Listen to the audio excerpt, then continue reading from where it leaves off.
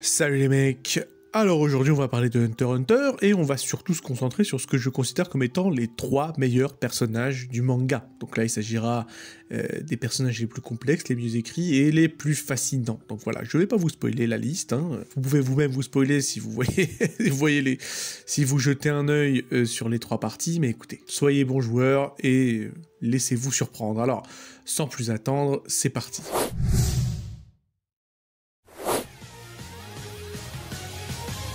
Bon alors, si vous suivez ma chaîne, vous savez déjà à quel point je suis un inconditionnel des œuvres de Yoshihiro Togashi, et de leur manière unique qu'elles ont de bousculer les conventions du genre shonen. Que ce soit dans Yu Yu Hakusho ou Hunter x Hunter, Togashi nous offre des méchants nuancés, tels que Chrollo, Meruem, pour ne citer que, des thèmes sombres que l'on trouve pas souvent dans les shonen traditionnels, en particulier lors de l'infameux arc Chimera Ant, qui frôle la limite avec le seinen, et du côté du Yu Yu Hakusho, il y a quand même l'arc Black Saga, il ne faut pas oublier. À côté de ça, il y a quand même des héros qui sont loin d'être vertueux, comme Killua qui est issu d'une famille d'assassins, ou Yusuke qui est un voyou casseur de bar invétéré. Avec ça, il y a quand même des combats d'une stratégie exquise, bien éloignés des affrontements bourrins auxquels on pourrait être habitué avec des animés tels que DBZ Bleach ou Naruto Shippuden, bref, j'en passe et des meilleurs. Je veux dire, rien que le combat Chrollo versus Hisoka est typique de ce que je dis, car il n'aurait jamais pu exister dans un autre shonen classique, il faut le dire, cette opposition casse toutes les conventions des combats dans les shonen. Déjà, l'absence de protagoniste traditionnel crée une dynamique inhabituelle dans ce combat, puisque contrairement à de nombreux shonen où le protagoniste principal est au centre de la plupart des combats, Gon et Killua, donc les protagonistes principaux de Hunter x Hunter, ne sont pas directement impliqués dans ce dit combat, justement. Aussi, l'ambiguïté morale qui caractérise Hunter x Hunter se reflète forcément dans ce combat en particulier, puisque les deux combattants en question, c'est-à-dire Chrollo et Hisoka, sont loin d'être des enfants de cœur, l'un étant le chef de la plus grande organisation criminelle du monde, et l'autre étant quand même un tueur complètement tapé, il faut le dire. Malgré cela, on peut tout de même ressentir de l'empathie pour chacun d'entre eux, de ces deux combattants évidemment, ce qui crée une ambivalence rarement vue dans les shonen classiques où le bien et le mal sont souvent et malheureusement trop clairement définis. Alors que là, il y a clairement aucun héros puisque c'est tous les deux des salopards. Par ailleurs, l'intelligence prend clairement le dessus sur la puissance brute et les techniques spectaculaires dans ces affrontements, ce qui contraste vraiment avec le type de combat que nous proposent généralement de nombreux autres shonen, comme précédemment dit, d'autant qu'on comprend dès le début que ces deux mecs ne sont pas des samaritains. Je veux dire, la stratégie de Chrollo se base principalement sur le fait de laver le cerveau des gens du public afin de s'en servir comme de bombes humaines contre Hisoka, je veux dire, voilà. Enfin voilà, là on a atteint un sacré niveau de dinguerie. Ça je pense qu'on sera tous d'accord là-dessus. Enfin, le dénouement inattendu de cette opposition subvertit superbement nos attentes, à l'inverse des shonen classiques encore une fois, qui ont souvent tendance à suivre des schémas narratifs prévisibles où le héros gagne à la fin. D'autant qu'en l'occurrence, dans Chrollo versus Hisoka, il n'y a pas de héros. Hunter x Hunter déroge ainsi à cette règle en offrant des dénouements surprenants et parfois choquants. Et ça résume bien l'œuvre dans son ensemble en fait. Cependant, et c'est là où ça va devenir intéressant, s'il y a bien une chose qui peut sembler un peu moins originale et surtout cliché dans Hunter x Hunter, en tout cas à première vue, c'est quand même son protagoniste principal, j'ai nommé Gon. Je veux dire, il a toutes les apparences du protagoniste de shonen cliché, en tout cas au premier regard. Il est naïf, gentil, assoiffé de justice, pur et un peu simple d'esprit. Il faut le dire, Togashi nous a habitués à mieux, avec Yusuke notamment. Vous le connaissez tous évidemment, le légendaire protagoniste de Yu Yu Hakusho. Donc Yusuke qui, comme précédemment dit, est un gros voyou casseur de barres sanguinaire, qui était tellement mauvais que lorsqu'il se sacrifie pour sauver la vie d'un gosse au début du manga, les instances célestes se retrouvent un peu dans la merde, car il n'y a pas de place au paradis pour un mec aussi vicieux. Et c'est clair que lorsque l'on passe de ce gros malfrat ultra charismatique qu'est Yusuke Urameshi, donc de Yu Yu Hakusho, à ce petit garçon innocent, tout petit, tout menu, tout mignon, tout kawaii, qui est Gon Frex, on se dit que Togashi, pour le coup, a cédé à la facilité pour une fois, et qu'il nous a pondu là un protagoniste bien banal, afin de contenter la masse. Sauf que non. Sauf que non, bien heureusement, car au fil de l'histoire, Gon se révèle être bien plus complexe et subversif qu'on ne pourrait le croire au premier abord, et défie ainsi les conventions du genre shonen, nous emmenant dans des directions proprement inattendues. Et pour être honnête avec vous, j'en suis le premier surpris. Voilà. Jamais je n'aurais cru que le personnage de Gon allait prendre cette direction et être aussi intéressant. Au début du manga, je me disais vraiment, bon, le seul défaut du manga, c'est Gon. Finalement, même pas. Et c'est justement ce que nous allons explorer aujourd'hui.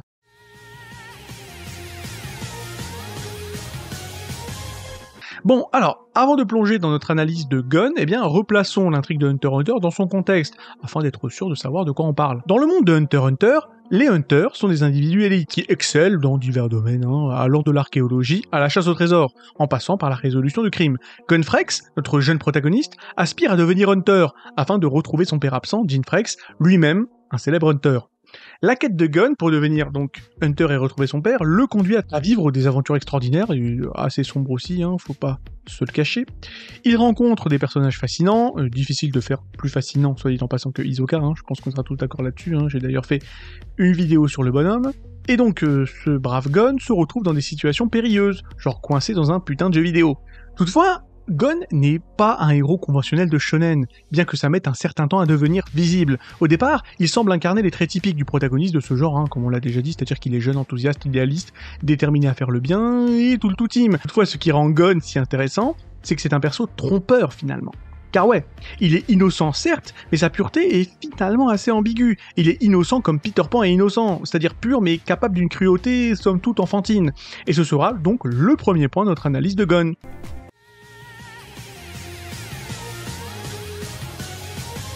Tout d'abord, Gon est initialement décrit, on l'a déjà dit plusieurs fois, comme un garçon innocent et incroyablement simple, mais avec le temps on finit par remarquer chez lui une certaine absence de sens moral traditionnel. C'est-à-dire que ce que Gon considère bon et mauvais ne s'aligne pas forcément avec le consensus global sur la question. Et c'est quelque chose qui n'est pas immédiatement visible, je l'ai déjà dit, et en fait ce n'est qu'à partir de l'arc Chimera Ants qu'il est évident que la boussole de Gon est clairement différente de celle des autres. Pour lui, le bien et le mal, c'est pas si compliqué que ça. Si t'es sympa avec lui, t'es un mec bien, mais si tu le fais chier, t'es un enfoiré. Voilà, ça s'arrête là. Gon est éminemment auto-centré dans sa vision de l'éthique, et on pourra notamment le voir remercier chaleureusement un tueur en série cannibale, parce qu'il l'a aidé à s'entraîner, tout comme on le verra essayer de tuer une jeune fille innocente nommément Komugi lors de l'arc Chimera Ants, car elle se trouve sur son chemin. Je veux dire, si un criminel endurci vient voir Gon en lui disant qu'il a des infos sur le Nen ou je sais pas quoi, et pourrait lui apprendre à devenir plus fort, le gamin n'aurait en réalité aucun problème à le considérer comme son pote, en ignorant complètement le reste de son caractère et du fait que ce soit un putain de criminel. Gon ne juge les gens que vis-à-vis de leur attitude envers lui. Et c'est tout. Le bon exemple de cela, au-delà du cannibale de l'arc Great Island, un espèce de cannibale meurtrier, je sais pas quoi, bref, responsable de la mort de centaines d'innocents, se met à entraîner bien malgré lui le petit Gon, ainsi que Killua aussi, accessoirement. Bon. Et à la fin, Gon l'épargne. Il dit « Oh, y a pas de souci, merci beaucoup, mon pote, c'est très très gentil. » Alors que le mec, c'est un putain de meurtrier. D'ailleurs, même chose vis-à-vis de Tompa, le vétéran de l'examen Hunter, qui n'a pour but que de disqualifier le plus de participants possible. Léo Lio, lui, est totalement scandalisé par la saloperie de Tompa, qui essaiera de leur faire boire des laxatifs, soit dit en passant, et de saboter leur avancée du mieux qu'il peut. Mais Gon, lui, ça lui est égal, il traite Tompa comme un pote du début jusqu'à la fin, tout simplement car ce dernier lui a rien fait de mal personnellement.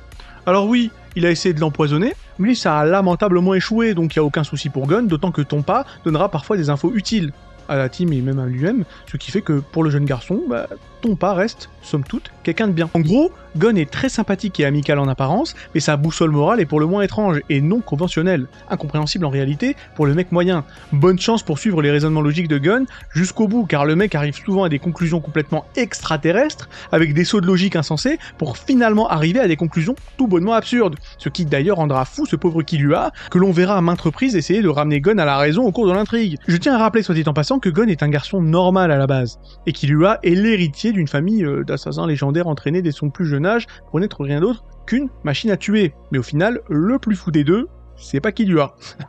Et rien qu'avec ça, tu comprends que Gon est un véritable phénomène. Le truc, c'est que Gon ne voit le bien et le mal que sous l'angle de ce qui lui est bénéfique. Et cela le rend extrêmement intéressant à mes yeux. Il est essentiellement centré sur lui-même. Les raisons pour lesquelles il se bat sont personnelles avant tout. Gon n'est pas un héros et les exemples abondent. Tout d'abord, Gon a abandonné sa mère adoptive afin de poursuivre un homme qu'il a abandonné, c'est-à-dire Jin, son père biologique, qui représente son idéal moral, alors que Jin c'est quand même un peu un salopard irresponsable, d'ailleurs il l'avouera lui-même. Gon n'est montré comme n'ayant aucune réaction à la mort des gens autour de lui, ce qu'on voit clairement lors de l'examen Hunter, alors que Léolio est à côté de lui en train de péter un plomb, voilà, Gon est en mode poker face, il en a clairement rien à foutre, et c'est particulièrement visible lorsque Killua arrache le cœur de son adversaire en mode balèque. Tout le monde pète un câble, Léolio le premier, sauf que Gon, non, lui, s'en bat les couilles. Il explique tout tranquillement à l'assistance qu'il faut pas s'inquiéter, c'est juste que Killua est l'héritier d'une famille d'assassins dingos. Rien de grave les mecs, c'est bon, détendez-vous. Par la suite, après que Ponzu lui ait sauvé la vie dans la grotte des serpents, Gon n'hésite pas à l'abandonner au milieu d'une forêt ultra dangereuse alors qu'elle est dans le coma, sans oublier de lui voler son badge, l'empêchant par là même de réussir l'examen Hunter, parce qu'après tout, Ponzu ne fait pas partie de son cercle d'amis. Par ailleurs, il n'hésitera pas à pulvériser les mains de Killua lors de leur partie de balle aux prisonniers contre laser. Et c'est une séquence très intéressante car lorsque Killua tient le ballon pour que Gon puisse servir de toutes ses forces, on voit Killua donc tout faire pour ne pas que Gon ne remarque que ses mains sont blessées, afin que Gon donc continue à se donner à fond sans se soucier de lui. Mais en fait on apprend peu après que Gon le savait depuis le début, mais s'en bat complètement les couilles. Tout ce qui l'intéresse à ce moment précis, c'est de battre laser. Et si pour ça il doit s'allier avec un tueur en série complètement starbé, j'ai nommé Hisoka, et défoncer les mains de son meilleur pote, y a pas de souci. Ensuite, après la mort de Kaito / Kite, peu importe comment on l'appelle, en VF il s'appelle Kaito, donc je vais l'appeler Kaito, le pote de Jin, pour ceux qui tombent un peu au fond. Gon sombre dans la haine et le désir de vengeance, qui fait prendre ses distances quant à son ami Killua. Malgré le fait que Gon et Killua étaient tous deux avec Kaito lorsqu'il a été tué par Neferpitou, on va l'appeler Pitou, pour l'espèce de chat qui m'arrange, eh bien Gon monopolise le deuil de ce dernier en affirmant que Killua ne peut pas ressentir la même douleur que lui. Le truc intéressant là-dedans, c'est que c'est la première fois que Gon perd un être cher et que quelque chose de terrible lui tombe dessus, puisqu'il pousse donc dans les ténèbres. Le mec n'était sympa que parce qu'il avait vécu jusque-là une vie relativement heureuse, sans aucune perte ou défaite. Par ailleurs, Gon tuera un être sentient pour la première fois de sa vie dans ce même arc, un Chimera Ant du nom de Barreau. Et il n'a aucune réaction, je veux dire, Gon lui brise les os, le balance sur le côté comme un emballage de Pépito, et passe direct à autre chose. Je veux dire, bon, quand même, le mec a 13 ans, il tue pour la première fois, et y a rien. Pas de réaction, rien n'a branlé. Et bien sûr, on ne peut pas évoquer le côté sombre de Gon sans mentionner la tristement célèbre fin de l'arc de Chimera Ant, dans laquelle Gon troque son haine et sa vie contre une puissance illimitée afin d'assouvir sa vengeance contre Neferpitou. Bon, la transition de Gon en monstre absolu pouvait sembler nécessaire, mais à la fin du combat, il paraît clair que cette transformation était finalement clairement excessive, et qu'en fait c'est quelque chose d'effrayant plutôt qu'admirable. Je veux dire, dans les animés shonen en général, la transformation du protagoniste est souvent célébrée, offrant aux fans que nous sommes une nouvelle échelle de puissance et un nouveau design de personnage. Je veux dire, bon voilà, Dragon Ball Z étant quand même l'exemple le plus connu. Je veux dire, quand Goku s'ensemble pour la première fois en Super Saiyan 1 ou même Super Saiyan 3, je veux dire, c'est pas effrayant, les gens sont contents, ouais, super, magnifique, il est tout blond, il est tout beau, voilà. Sauf que dans le cas de Hunter x Hunter, c'est le contraire total qui se produit. Pour que Gon atteigne cette puissance incommensurable, il a dû se briser lui-même afin de briser Pitou. Et donc, le combat entre Gon et Pitou ne présente aucune des caractéristiques héroïques souvent observées dans le genre shonen. Non, au contraire, il ne s'agit rien d'autre que d'une exécution sommaire, glaçante et à sens unique, contre un personnage qui, bien que ce soit un méchant monstrueux à l'origine de la souffrance de Gon, peut apparaître à ce moment-là comme le plus noble et même le plus sympathique des deux. Il s'agit là d'un serviteur loyal, la Pitou, endurant la rage implacable de Gon uniquement pour protéger un être cher. Gon a ainsi offert sa moralité en offrande, d'autant qu'il aurait probablement tué la pauvre Komugi de ses propres mains si Killua n'était pas intervenu pour l'empêcher de faire n'importe quoi. Vu qu'on parle de Killua, ce que je trouve vraiment intéressant, c'est que Gon et Killua sont la parfaite illustration du concept de l'inné versus l'acquis. Killua a été éduqué depuis son plus jeune âge, on l'a déjà dit, pour devenir un tueur impitoyable, mais au fond de lui, dans sa nature profonde, Killua c'est un bon gars quand même. Gon, en revanche, a été élevé dans un environnement aimant, dans le seul but d'être un garçon bon, amical, gentil. Mais contrairement à Killua, Gon est naturellement égoïste, et ne s'intéresse qu'à ce qui lui profite directement, à lui ou à ses proches. Si Gon était à la place de Killua, je suis convaincu qu'il serait devenu l'héritier zoldyck que la famille de Killua voulait qu'il soit. En revanche, si Killua avait été élevé par Mito, je pense qu'il serait probablement devenu un enfant ordinaire. En résumé, Gon est une déconstruction de l'archétype du héros typique de shonen. Dans le genre où, oh, le héros est très attentionné, aime ses amis et ne renonce jamais à les sauver, c'est très bien, mais que se passe-t-il s'il va trop loin pour atteindre ses objectifs? Est-ce que la quantité ridicule de détermination du héros est réellement une chose positive en fin de compte? Les réponses à ces questions, comme vous le savez, se trouvent dans l'arc Chimera Ant. Donc cet arc transforme également bon nombre des autres forces de Gon en défaut. Sa capacité à juger les gens uniquement sur l'instant, lui conférant donc en termes généraux une grande compréhension de ce qui l'entoure, le plonge cette fois dans une grande confusion, lorsque sa première évaluation de Pitou en tant que meurtrier égoïste entre en contradiction totale avec le fait que, lorsqu'il la rencontre une deuxième fois, il la voit en train de protéger une innocente, c'est-à-dire Komugi, et carrément la soigner. Gon étant quand même assez immature, il ne voit la vie qu'en noir et blanc, le bien contre le mal, donc il ne comprend pas ce qu'il a en face de lui. Une meurtrière ne peut pas sauver la vie d'une innocente, je veux dire, ça marche pas dans la logique de Gon. Et en général, quand Gon ne comprend pas quelque chose, il cogne. Par exemple, on peut prendre la séquence du bras de fer contre Nobunaga, donc Nobunaga, membre émérite de la Brigade Fantôme, où ce dernier se met à pleurer parce que son meilleur ami Uvogin a été tué, par Kurapika accessoirement, mais à la limite on s'en fout. Voyant cela, Gon pète un plomb explose la main de Nobunaga en lui disant qu'il ne fait aucun sens, qu'il soit un tueur sans pitié, mais qu'en même temps il soit sincèrement attaché à son ami. Toute ambiguïté morale est totalement incompréhensible aux yeux de Gon, faisant de lui un être véritablement impitoyable.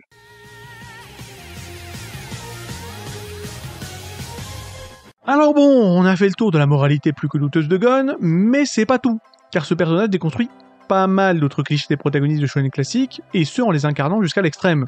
L'exemple le plus évident de cela serait son impulsivité, que ce soit Naruto, Luffy, ou même le Vokigirl dans Black Clover, eh bien, tous ces enculés ont un truc en commun.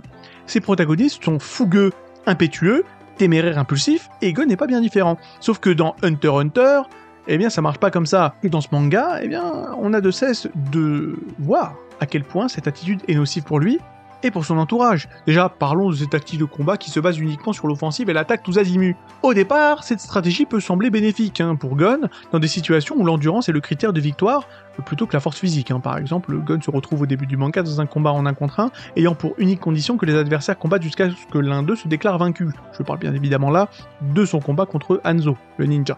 D'ailleurs que j'aimerais bien qu'on revoie parce qu'il était vraiment charismatique. Bref. Gon est ainsi confronté à un adversaire plus fort que lui, mais vu qu'il refuse catégoriquement de se rendre et endure la torture, il finit par gagner.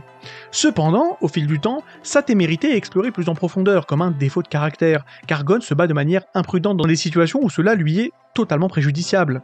Il se fait facilement duper, se précipite dans n'importe quoi sans en considérer les conséquences, ce qui fait que la chose la plus ironique avec Gon, c'est que lorsqu'il accomplit des tâches qui n'impliquent pas le combat, il excelle. Cependant, lorsqu'il se bat, il perd bien souvent, et se fait littéralement tabasser tous les 2 chapitres, surtout au début. Cela est clairement visible lors de l'examen Hunter, où il montre à maintes reprises qu'il est très vif d'esprit, comme lorsqu'il a l'idée de défoncer le mur lors de l'épreuve des 2 tunnels, bon voilà.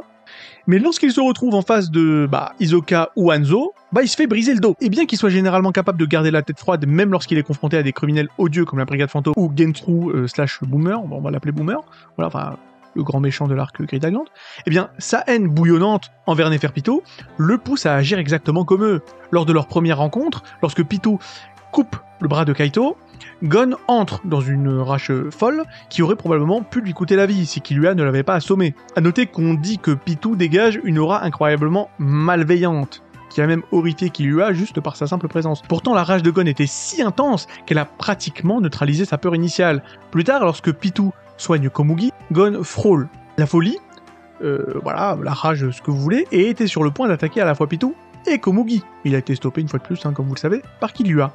Il est impulsif et toujours désireux de se battre, ce qui ferait de lui, en réalité, un parfait protagoniste d'une série de shonen plus typique, où le courage et la détermination suffisent à surmonter tous les obstacles. Cependant, dans un manga écrit par le génie qu'est Yoshihiro Togashi, les mêmes qualités suspensionnées font de lui une sorte de dingo, mettant en danger ses coéquipiers constamment, et mordant un peu plus qu'il ne peut mâcher, c'est-à-dire qu'il a les yeux plus gros que le ventre. Et il faut vraiment comprendre que Gon est complètement fou. Voilà, il faut quand même partir d'un postulat commun, je veux dire, même un psychopathe tueur de masse, donc comme Boomer / Gentru, donc le grand méchant de l'arc Great Island, sera terrifié de voir que Gon est prêt à aller jusqu'à sacrifier ses 2 mains juste pour la satisfaction de lui casser les dents à coups de pied, alors qu'il aurait pu juste se barrer. Je veux dire, ce terroriste sanguinaire de Boomer dira noir sur blanc, débarrassez-moi de ce garçon, il est complètement tapé. Donc voilà, ce mec c'est quand même un sacré monstre, le Gonfrex.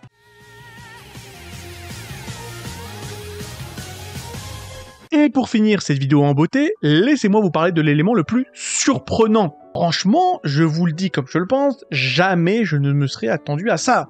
Bon, alors en général, juste pour vous donner un peu le contexte, les héros de shonen se divisent en 2 catégories vis-à-vis de leur relation au sexe opposé. D'un côté, on a l'école des Luffy et autres Sangoku, qui sont complètement ignorants et même insensibles aux relations hommes-femmes, à la sexualité et tout ce qui s'en rapporte.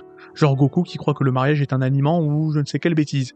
Et de l'autre, on a tous ces persos pervers maladroits qui sont entourés de harems et qui pissent 3 litres de sang par le nez à la vision d'une cuisse de femme. Aussi, on pourrait tout naturellement penser que Gon fait partie de la première catégorie, vu que c'est un gosse avant tout, bon, c'est normal. Oui, mais non.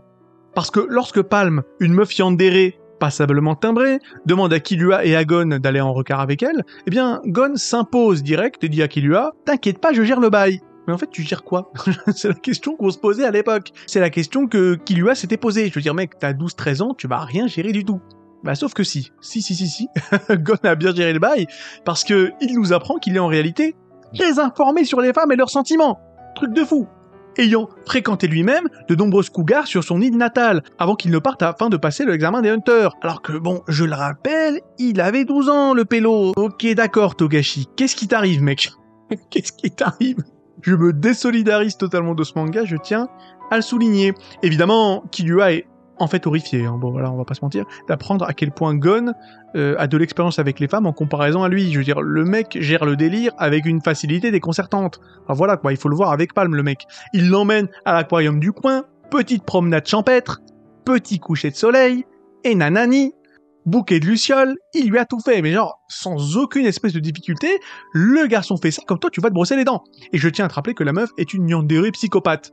Et d'où est-ce qu'il sort en fait le Gon? Je veux dire, même Yusuke il fait pas ça. C'est un truc de fou, je veux dire, voilà, Gon c'est vraiment un personnage hors norme. Hein. Bref, au début du manga, je me disais que Gon était la pire chose de Hunter x Hunter et que Togashi s'était planté, mais au final, bah c'est moi qui me suis planté. Une fois n'est pas coutume. Et le pire, bah c'est que Gon me manque maintenant, ce petit con. Et j'ai vraiment hâte qu'il revienne dans le manga. Voilà. Togashi là nous a fait une petite Hajime no Ippo, hein, pour... Bon, je ne spoil pas. Hein, pour ceux qui suivent le manga Hunter x Hunter et Hajime no Ippo, je pense, sauront de quoi je parle. Alors, Hisoka Moro est un Hunter et également un ancien membre de la Brigade Fantôme. Il est toujours à la recherche d'adversaires puissants et épargne généralement ceux qui ont un grand potentiel, tels que Gon et Killua, afin qu'ils deviennent suffisamment forts dans le futur pour le défier. Hisoka était à l'origine l'antagoniste principal des premiers arcs du manga Hunter x Hunter, avant de devenir par la suite un personnage s'apparentant à un allié pour Gon, notamment pendant l'arc de Yorkin City ou l'arc Grid Island. Mais cette apparente gentillesse est bien souvent une façade, et Hisoka reprendra son statut d'antagoniste à plusieurs reprises au cours de l'aventure. Hisoka est souvent dépeint comme un être égoïste et égocentrique. Il fait ce qu'il veut, tant que cela lui plaît, sans se soucier du reste. Il cultive un amour insatiable du meurtre en tout genre, ainsi qu'une addiction à la douleur extrême, qui alimente ses désirs apparemment sadomasochistes. Comme je l'ai déjà dit, afin qu'ils développent leur plein potentiel et ainsi augmenter le plaisir de les tuer plus tard, Hisoka permet aux principaux protagonistes de survivre dans des situations où il lui aurait été facile finalement de les tuer. De même, Hisoka devient enthousiaste à l'idée de rencontrer de nouvelles personnes qu'il juge dignes de combattre ou toute personne ayant le potentiel d'être un bon combattant et de le divertir à l'avenir. Le frisson de combattre de puissants utilisateurs de Nen dans des batailles tactiques et des situations de mort imminente est une expérience orgasmique pour Hisoka. C'est probablement l'une des raisons pour lesquelles il fait tout son possible pour trouver de nouveaux jouets avec lesquels se battre. S'il se brise, eh bien Hisoka perd tout intérêt pour eux ou les tue, avant de dégager de là pour trouver d'autres proies potentielles. Alors, on va débuter tranquillement cette analyse en parlant d'abord des origines d'Hisoka. Alors, l'une des caractéristiques les plus remarquables du personnage d'Hisoka est sans nul doute l'aura de mystère qui l'entoure. Dans le canon le plus strict d'Hunter x Hunter, on ne nous donne qu'un bref aperçu de son passé éventuel, un peu comme le Joker de The Killing Joke.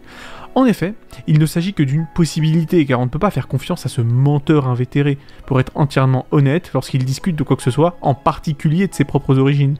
Cela dit, selon ses propres dires, nous savons avec certitude qu'Hisoka a grandi dans un état de pauvreté conséquent, et qu'il en est venu à chérir même le plus humble des luxes, comme un morceau de chewing-gum, donc le fameux Bungee Gum. C'est une sorte de chewing-gum bon marché existant dans l'univers d'Hunter x Hunter. S'il y a du vrai dans les paroles d'Hisoka, nous pouvons glaner quelques informations intéressantes, bien que tragiques, sur sa personnalité.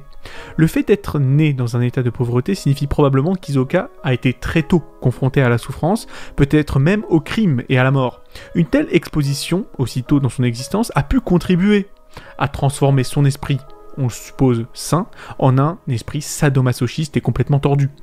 En outre, nous voyons une étincelle de sincérité enfantine dans la façon d'Hisoka de nous raconter son passé. Le fait d'adorer un chewing-gum au point de le mâcher longtemps après que le goût ne se soit estompé, simplement pour le savourer un peu plus longtemps, nous indique qu'Hisoka était peut-être, à un moment donné, un enfant innocent.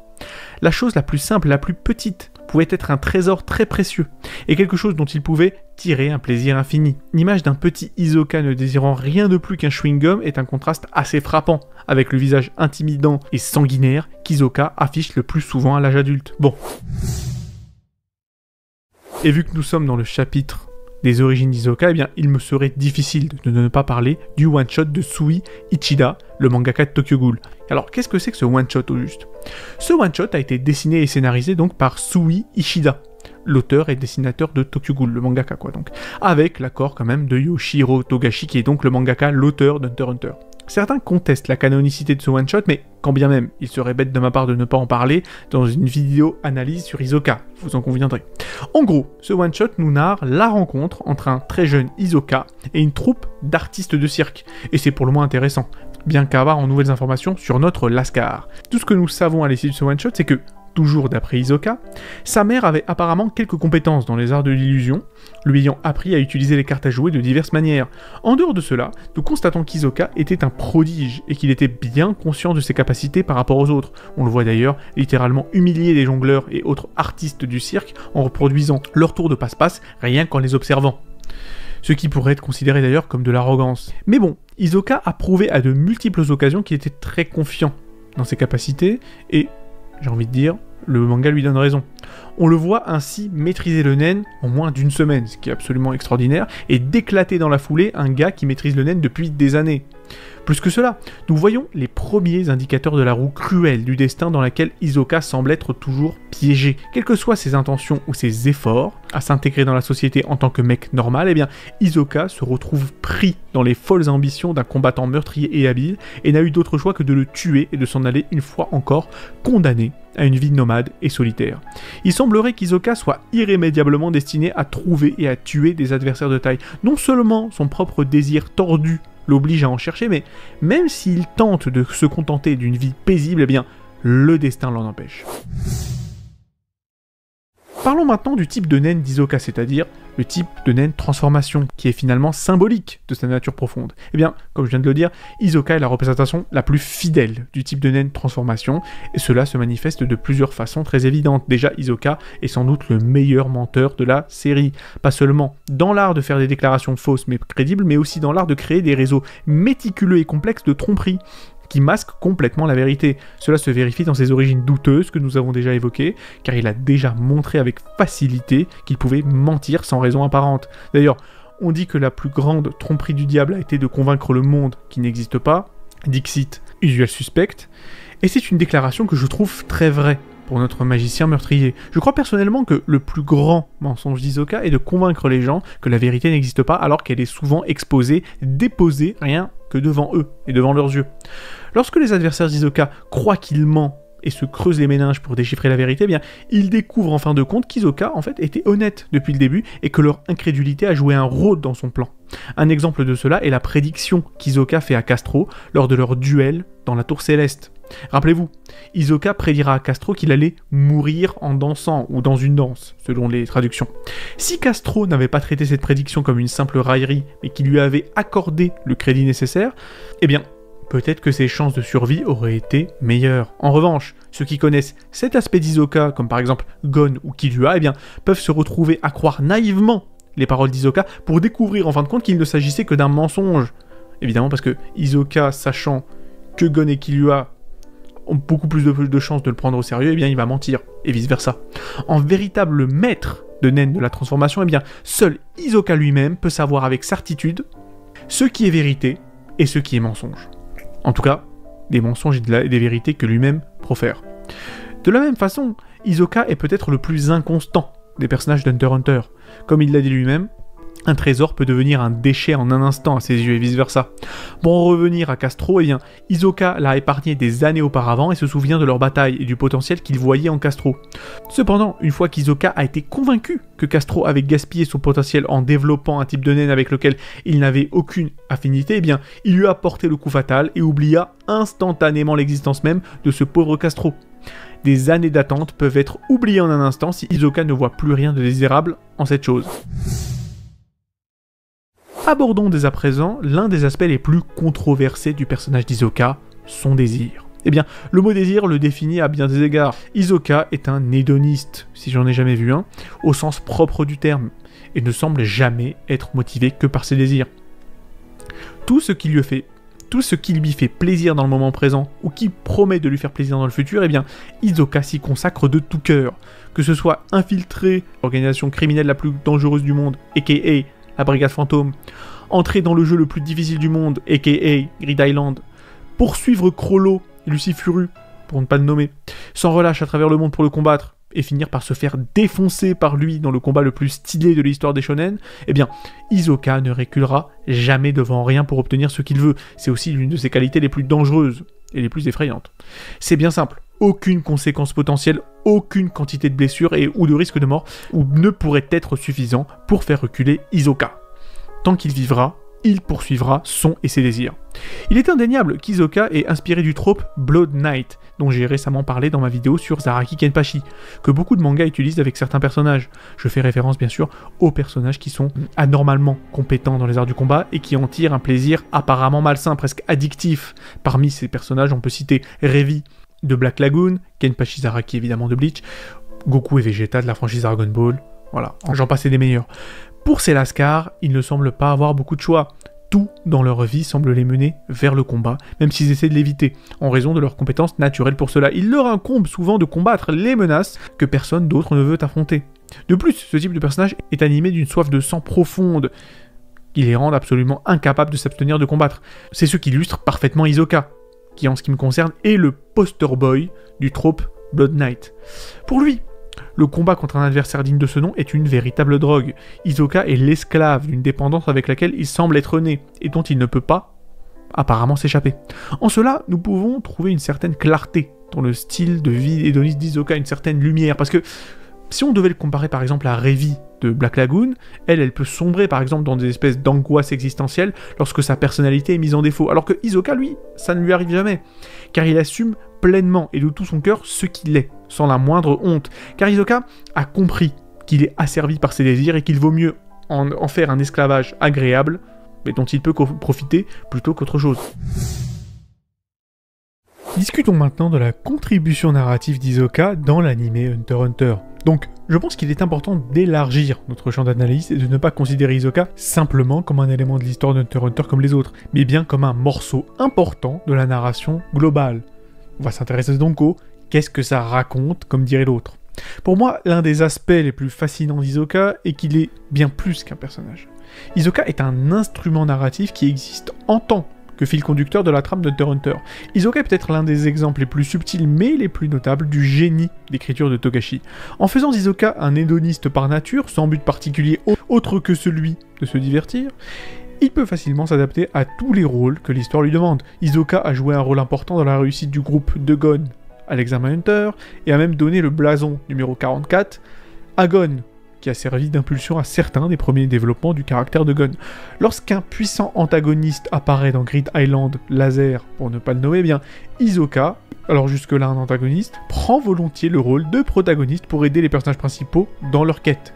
Lors de l'apparition des Chimera Ants, qui changent pour de bon l'équilibre de l'univers de Hunter x Hunter, eh bien Hisoka n'étant pas considéré comme un élément très approprié pour l'histoire de cet arc, qui se base, je vous le rappelle, sur le renversement de personnalité entre le diabolique Meruem et Gon qui passe d'ange à démon et vice versa, eh bien Hisoka peut facilement être envoyé à la poursuite de Chrollo.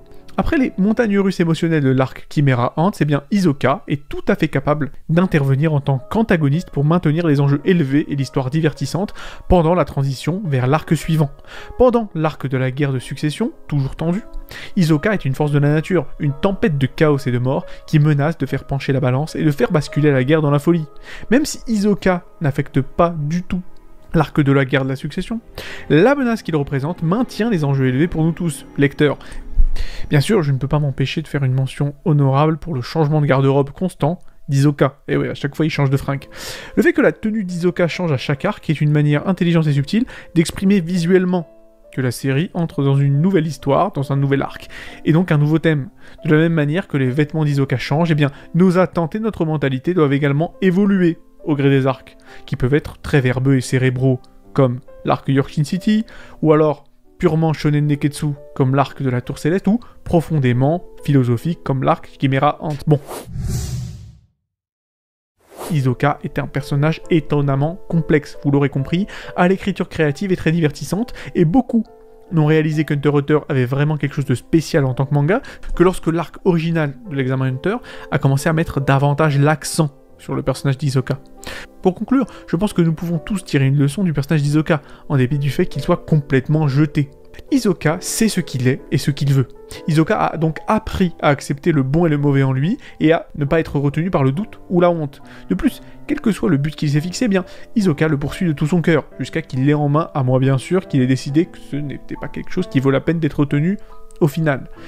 Et quoi qu'on puisse dire sur la moralité donc de ce cher clown, sa moralité plus que discutable, eh bien, c'est quand même un trait de caractère admirable.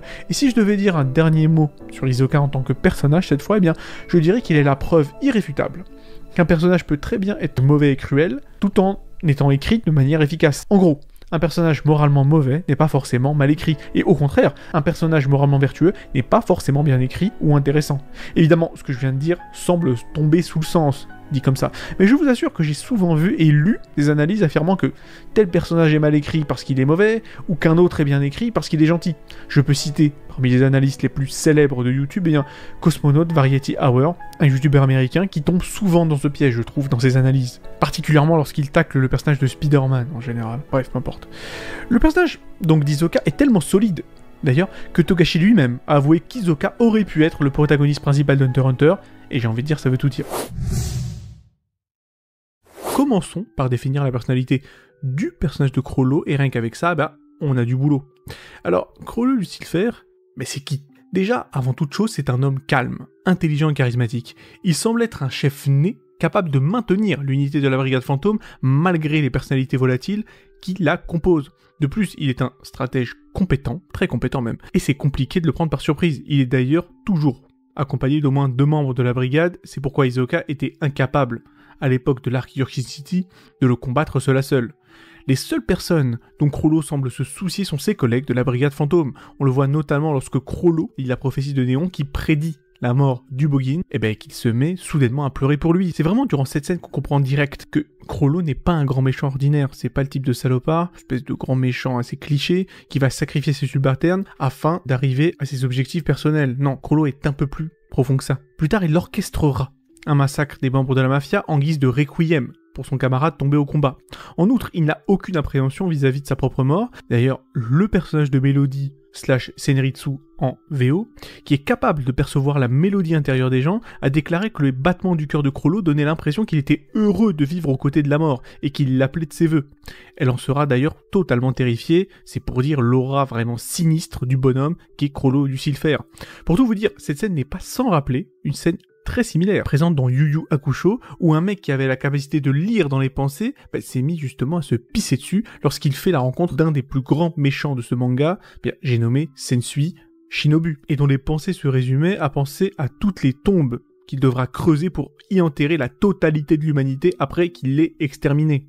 Vous l'avez compris, l'ADN du personnage de Chrollo est assez similaire à celle de Shinobu Sensui, d'ailleurs ils se ressemblent même au niveau de leur design, mais on aura l'occasion d'en reparler au cours de la vidéo. Pour Chrollo, la Brigade Fantôme est plus importante que sa propre vie, et il a une fois insisté lors d'une réunion de groupe sur le fait que la survie du groupe passe avant le bien-être de son leader, c'est-à-dire lui. Pour le paraphraser, la tête de l'araignée n'est qu'un membre supplémentaire qui peut être sacrifié pour la survie de l'araignée elle-même.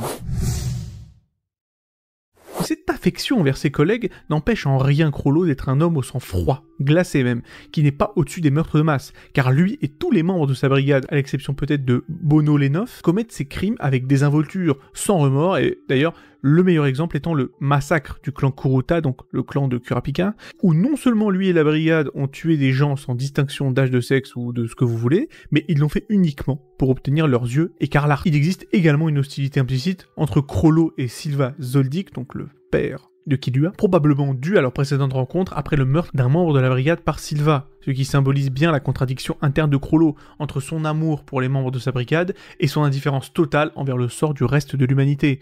Tout en Chrollo est contradictoire et c'est justement ça qui le rend si intéressant. Chrollo est pour cause un chef bienveillant, comme je l'ai déjà dit, mais il cause des quantités incroyables de conflits et de destruction autour de lui. Il a une vision nihiliste de tout, mais porte un livre avec lui comme une bible. Il est constamment en première ligne dans les combats et semble appeler la mort de ses vœux, mais en même temps, il est très difficile à tuer et possède une sélection de pouvoir bien au-delà de ceux de quiconque. Et puis il y a son nom, qui est évidemment une référence à Lucifer. comme s'il est un ange de lumière qui était autrefois un être décent, mais qui est maintenant devenu corrompu et purement maléfique, malgré sa façade angélique. Lorsque Gon lui demande comment la brigade fantôme peut tuer avec autant de désinvolture des personnes qui n'ont rien fait pour mériter cela, eh bien, Chrollo est véritablement déconcerté et réfléchit profondément, comme s'il n'avait jamais réfléchi à la raison pour laquelle il a commis des meurtres de masse jusqu'à présent. Il se dit même que la réponse à cette question est peut-être la clé pour se comprendre lui-même, mais il ne trouve rien à rétorquer à Gon. Les intentions de Chrollo sont particulièrement difficiles à définir. Lorsqu'on l'interroge à ce sujet, il déclare carrément qu'il ne sait pas ou qu'il n'y a jamais vraiment réfléchi, qu'il fait simplement ce qu'il fait parce qu'il le peut. Voilà, un peu à la Johann Liebert de Monster. D'ailleurs, personnage que j'ai déjà taclé dans une précédente vidéo, voilà, pour ceux qui sont intéressés. En tout cas, voilà, Chrollo hésite à se battre à pleine capacité, même s'il le pourrait ou le devrait. Il fait voler par la brigade fantôme des objets incroyablement bien protégés, pour ensuite s'enlacer et les vendre, même s'il n'a pas besoin de l'argent, et parfois même les voler de nouveau plus tard. Et il ne se soucie pas de mourir le jour suivant, mais ça vous le savez. Donc voilà, Chrollo, sous ses abords de patron assez sympa, a un réel manque d'empathie, comme on pouvait d'ailleurs s'y attendre de la part d'un nihiliste. Mais ce qui est étonnant, c'est que cela s'applique aussi à son point de vue sur le reste de la brigade. Après avoir été capturé par Kurapika vers la fin de l'arc York City, Chrollo reste convaincu qu'aucun membre de la brigade ne serait prêt à faire un marché avec lui, car aucune jambe de l'araignée n'est plus importante que le corps de l'araignée elle-même. Pour montrer à quel point Chrollo, malgré ses abords de leader charismatique et individualiste, ne se considère pas comme étant particulièrement important, et même pas du tout. C'est vraiment très intéressant de voir un grand méchant qui a aussi peu d'ego. Je trouve ça vraiment génial de la part de Togashi. En tout cas, Chrollo sous-estime complètement la valeur que le reste de la brigade lui accorde en tant que chef. Cependant, et malgré cela, il a versé des larmes après avoir confirmé la mort d'Ubo, Uvogin, enfin, il y a un V, mais ça se prononce comme un B, donc Ubo, on va dire, voilà. Comme je l'ai déjà dit, et était clairement dévasté après qu'Hisoka ait tué Kurotopi et Shalnark. Et si on revient encore une fois à la mort d'Ubo, des larmes ont commencé à couler de ses yeux quand il a appris sa mort, sans même qu'il ne s'en rende compte. C'est particulièrement choquant et étrange si l'on considère que Nobunaga, le meilleur pote d'Ubo, est également membre de la brigade fantôme, a réagi de la même manière. Et pour être tout à fait honnête, c'est cette scène qui m'a fait comprendre, comme je l'ai déjà dit un peu plus tôt dans la vidéo, pour la première fois que Chrollo Lucifer était un personnage d'envergure et pas juste un méchant de base qui considère ses hommes comme des pions jetables. D'ailleurs, j'ai toujours détesté quand, dans les films, on nous montre le grand méchant tuer ses propres hommes, afin que le spectateur comprenne que oui, le méchant est très méchant, c'est juste paresseux et pas intéressant. Et Togashi a bien heureusement évité cet écueil avec Chrollo. Ce qui n'est pas étonnant venant de Togashi, qui, je le rappelle, a également créé le très complexe Toguro, personnage que j'ai déjà traité sur ma chaîne par ailleurs, encore une fois. Comme je l'ai dit, Chrollo est un boss bienveillant, quelqu'un de maléfique certes, mais il n'en reste pas moins sympa à l'égard de ses frères d'armes. Il ne se soucie peut-être pas de la vie des autres innocents, en tout cas des innocents, j'ai envie de dire les autres innocents, comme si comme si les membres de la brigade fantôme étaient innocents. Bref, je reprends ma phrase. Il ne se soucie peut-être pas de la vie des innocents, en tout cas de toute personne extérieure à son groupe, ça c'est un peu mieux je pense, plus clair en tout cas, mais il est sincèrement ami avec tous les membres de son groupe et ils le suivent tous volontiers. Personne n'est forcé dans la brigade fantôme à suivre Chrollo. Tout le monde croit en lui en fait. Voilà. C'est au point que certains membres sont prêts à lui donner leur capacité de naine lorsqu'il en a besoin pour certaines tâches, et d'ailleurs lui-même est prêt à le leur rendre lorsqu'ils en ont besoin. Donc sur ça, et à la limite, on peut dire qu'il y a une relation de confiance totale entre Chrollo et les membres de sa brigade. Donc, pour résumer, Chrollo est l'incarnation la plus littérale d'un des plus gros thèmes du manga d'Hunter x Hunter, c'est-à-dire la myopie morale. Comme je l'ai dit, c'est un thème de la série dans son ensemble, mais qui s'applique particulièrement à Chrollo. Il est parfaitement ok avec le meurtre de dizaines de passants innocents, mais sacrifierait le monde entier pour protéger sa propre équipe et ses amis. Surtout après son développement de personnage qui survient après l'arc York City. Maintenant qu'on a fait le tour de la personnalité de Chrollo, eh bien, je pense qu'il est temps, quand même, de parler de la puissance colossale de cet enfoiré. Parce que Chrollo, c'est quand même un sacré daron, on va pas se mytho. Bon voilà, Chrollo a beau être un mec sympa avec ses hommes, en réalité, l'une des raisons les plus importantes du respect que tous les membres de la brigade fantôme ont pour Chrollo, eh bien, ça vient quand même de sa puissance pure. Il est de loin le membre le plus dangereux de la brigade fantôme, et j'ai envie de dire, c'est beaucoup dire, parce que, au vu des putains de darons qu'il y a dans la brigade fantôme, réaliser que Chrollo c'est le plus fort, ça veut dire que vraiment le mec, c'est un client quoi, voilà.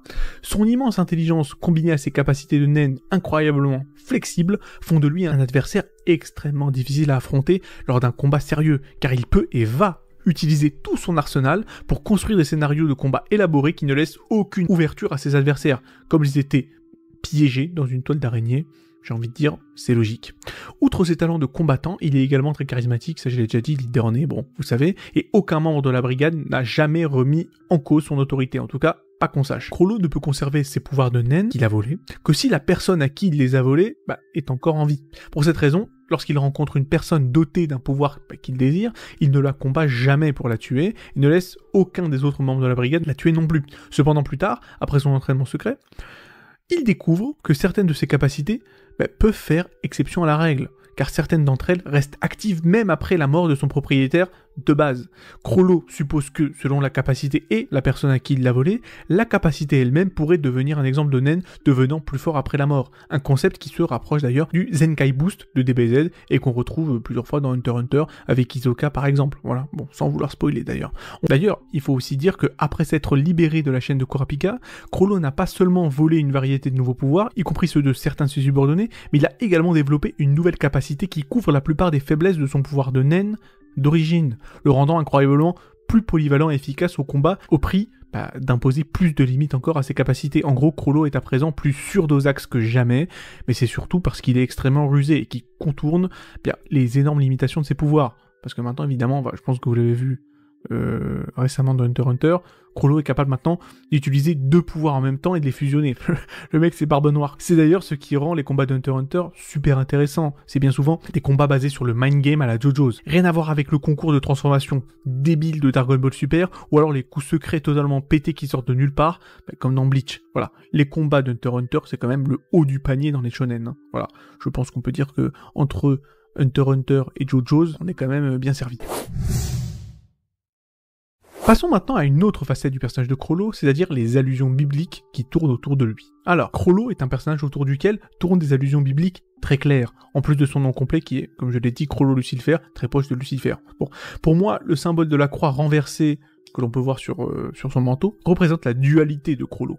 D'une part, c'est une référence à l'histoire de Saint Pierre qui a été condamné à une crucifixion et a demandé être crucifié à l'envers, parce qu'il ne se considérait pas digne de mourir comme Jésus. Cela représenterait la modestie de la personnalité de Chrollo, voilà, car la chose la plus importante pour lui est la survie de l'araignée, de la brigade fantôme, avant même son bien-être et même sa propre vie, on en a déjà parlé.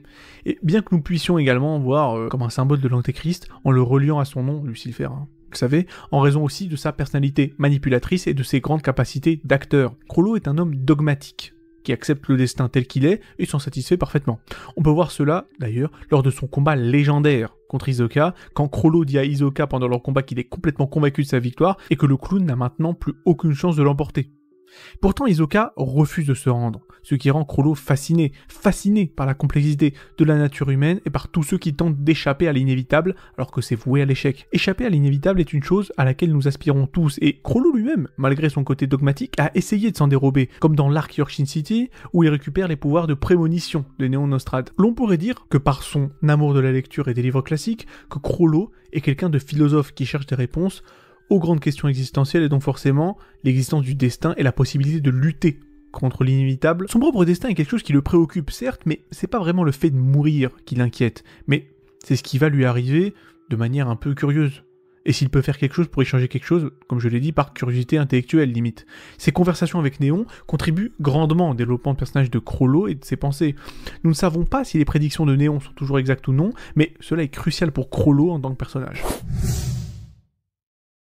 Passons à quelque chose que certains d'entre vous attendaient avec impatience, la comparaison avec Sensui. J'avais effectivement dit qu'un jour, je ferai une petite comparaison entre Sensui et Chrollo, et certains d'entre vous d'ailleurs m'ont rappelé que j'avais fait cette promesse, et donc, écoutez, je suis un homme de parole, donc c'est parti. Alors, comparons les deux personnages, et je veux tout de suite commencer en disant qu'une des choses que j'aime en même temps chez Chrollo et chez Sensui, c'est leur lutte d'identité, tout au long des arcs dans lesquels ils sont introduits. Les différentes personnalités de Sensui, qui est, pour ceux qui ne le savent pas, un schizophrène tellement taré qu'il pourrait faire rougir James McAvoy dans Split.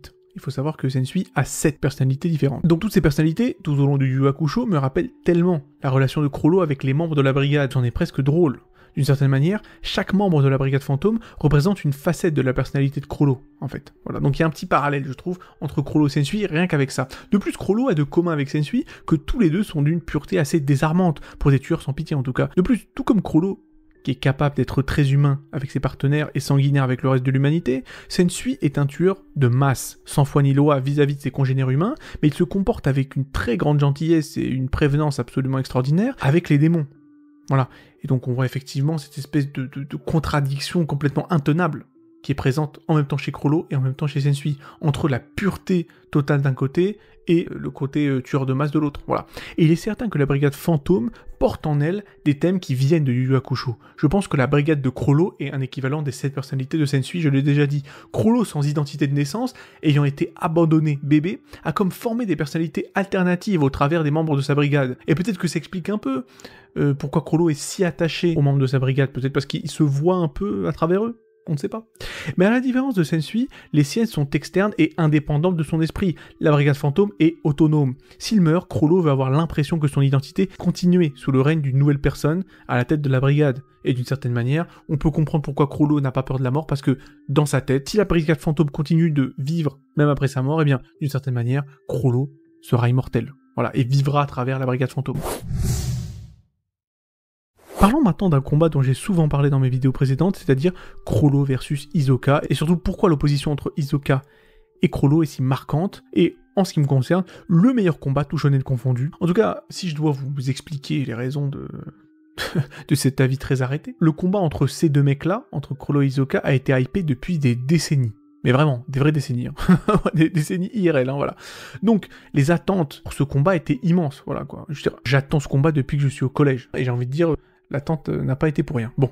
De plus, je suis assez content que le combat n'ait pas suivi la voie typique des shonen, c'est-à-dire le méchant qui a la capacité de copier ou de voler des capacités se contente de lancer des capacités pendant tout le match, sans rime ni raison. Ou alors qu'on obtienne une espèce de baston bizarre dans laquelle chaque personnage nous sorte de nouvelles transformations ou des techniques secrètes de leur cul, à la DB Super ou même bien d'autres shonen un peu boiteux. Voilà. Heureusement, c'est pas du tout ce qu'on a. Ce que nous avons ici, c'est un combat entre deux des personnages les plus rusés de la série, avec Chrollo qui nous sort une stratégie, mais qui possède des couches et des couches et des couches de tactiques différentes, combinant les mouvements acquis via son naine d'une manière absolument ingénieuse, et brainant Hisoka avec ses mind games d'enfoiré. C'est un combat extrêmement bien pensé qui, j'en suis sûr, serait très amusant à regarder en animé. Hisoka, quant à lui, est une bête absolue pour un mec qui utilise un chewing-gum comme grappin, et Chrollo ne le sous-estime pas du tout, loin de là. Son combat, en fait, est une véritable explosion de tous les côtés. De voir ce que ces combattants de haut niveau sont capables de faire, déjà, ça rend immédiatement ce combat très engageant.